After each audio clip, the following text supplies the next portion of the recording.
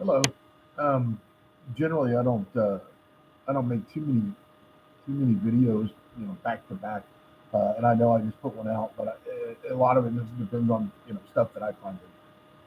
And it was interesting because I found an article. We all went through, and I think everybody paid a lot of attention, for political reasons, other reasons, of the Jesse Smollett issue of the false accusations there in Chicago. And but it really brings to mind, the devastation that can happen. Sometimes I remember I had read something somewhere that says, I don't know what's worse, the actual person committing the crime or somebody who's innocent. It's actually been charged with the crime. Seems to be kind of interesting. But I was reading an article from that happened in Leeds, actually in England, and there was a gentleman by the name of Liam Smith. And Liam Smith apparently had encounters, sexual encounters, which appeared to be completely consensual with about six reports that the sex that had occurred was unconsensual and that essentially he had been raped. And essentially he ended up taking those to trial and got found guilty of 7 counts of guilty under English law, intending to pervert the course of justice, and is looking at being sentenced to actual jail. And one of the things is I think that they had indicated, the judge had said, it was a desire for attention. But there's a little bit more to it. We talk a lot about psychology on this channel, and we talk a lot of different issues.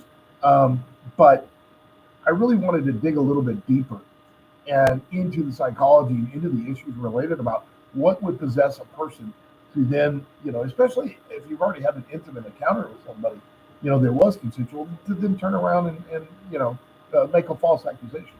And there are a number of different factors. I think the first one, you start looking at revenge. Maybe there is some psychological issues. Maybe they had suffered some sex abuse previously. Maybe there was something that happened during the encounter where they did feel that there was something that was an issue, and they wanted to seek revenge. The next one of it is a little bit deeper when you get into, and I've seen this actually on my on me being an attorney on the legal side of things. Also, I do a lot of investigations um, of cognitive and memory bias, where the way that we memorize, the way that we remember things, the way that we try to reconstruct that memory. Oftentimes there are large gaps in our memory ability, and sometimes we fill those gaps with things that are not real, that actually didn't happen. So that could be one aspect of it. There are childhood memories and childhood events that never actually occurred 70% of the time. But then also there's also some obviously mental health factors.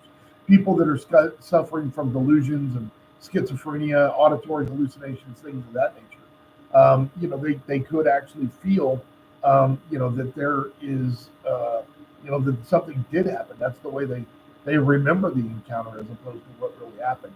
And then, of course, there is also the self-serving bias.